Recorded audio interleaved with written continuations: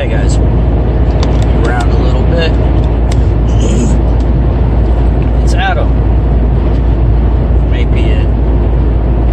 Another one of my lovely drives. Coffee hasn't kicked in, got a frog in my throat. But anyways, I listened to some other YouTube guys here.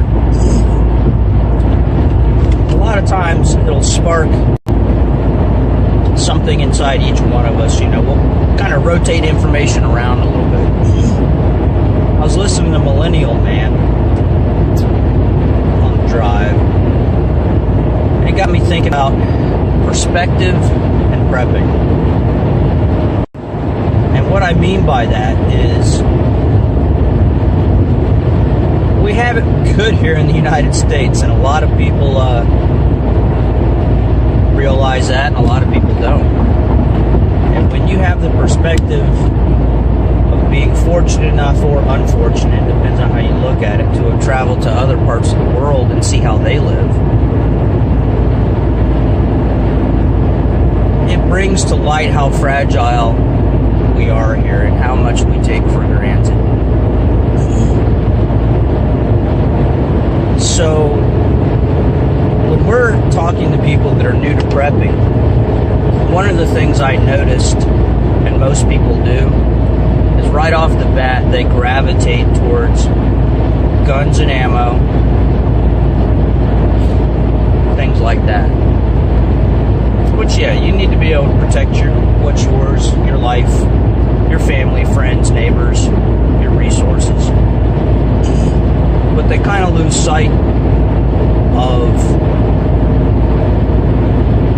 they lose perspective of what's going to get them first. And what I mean by that is your threats to your life are water resources, food resources, medical resources, and then others where you would need guns and ammo, I think, in certain situations. Nobody's going to experience a shit hits the fan situation the same. Somebody in downtown Detroit is going to have something totally different than somebody out here in the Ozarks. So I want you guys to think about this. Step back, look at where you've put all your focus in your prepping lately. And a lot of you younger preppers have a lot of questions. Ask us about them. That's what we're here for, to answer. Learn from my mistakes. Learn from our mistakes. Well, let's get back. I'm rambling. Let's get back.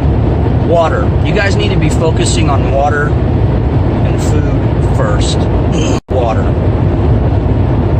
If you haven't had to carry a 5-gallon bucket of water any distance at all, you need to try that. And that's going to be a reality check on what you can carry. You need to know where your closest water source is. You need to know that I need this amount of water per day minimum to live.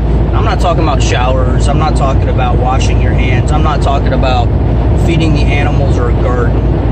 I'm talking about I need this much water to drink, and I need this much water to prepare my food per person. How am I going to store that water when you do the math? Okay, I'm going to pull a number out of my head. I need 3 gallons a day per person. There's 2 people in my family, that's 6 gallons a day. 10 days, that's 60 gallons. A month, that is 180 gallons of water I need. Just for the minimum, just to feed myself and give myself a drink. So 180 gallons minimum a month. Where am I going to put it? Where am I going to get it? Think about that. Okay, I found it. How am I going to process it to make it drinkable and potable? Oh, I'm going to boil it. Okay, do you have the wood resources to boil it? Every time.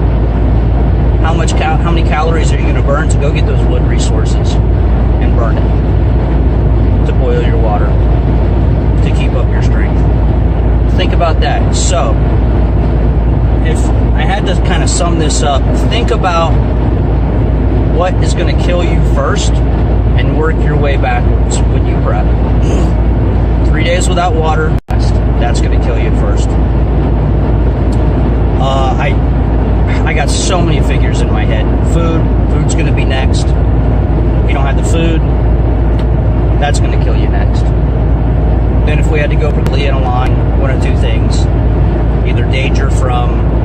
soldiers out there, some type of medical health infection. That will get you next. So, yes, go get yourself some guns and ammo. Play with that stuff. But don't make it your primary focus. Get the basics down first. Get your foundation down first.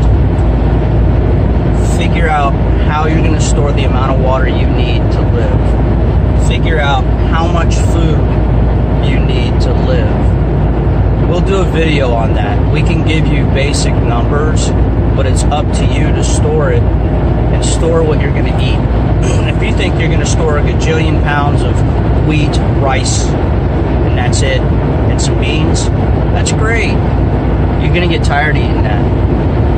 And you'll be like, oh, well, I'll make myself eat. Trust me, you'll have a hard time choking it down. People have starved that way with food still around them. So think about these things. Think about the reality. Bringing it back around to perspective and prepping. Change your perspective. Get over the luxuries we enjoy as Americans and start looking at like what it would be like to live in the 1800s, or what it would be like to live in one of these other countries that do not have anything, and get used to that. Acclimate yourself to that. Stop putting ice in your water and warm water. Get outside. I'm not saying don't enjoy those things, but kind of get a taste for them. Get a sense of the reality. Eat your food right out of a can. Don't heat it up. Acclimate yourself every now and then. Find out what you have to do personally to make things tolerable for you to survive. Alright, I know this was a rambling video, but I just wanted to get some thoughts out there. Been listening a lot to Squid and Bear, Pastor Joe Fox over at Viking Preparedness, and the Millennial Man. And like I said, we kind of spark each other's brains a little bit to talk about things. And that got me thinking this morning about perspective. And just, you need to look at the real deal instead of trying to play this fantasy world of, oh, I'm going to do this, that, or the other. So, start from what's going to kill you first and work your way up. All right, guys, take it easy. Bye.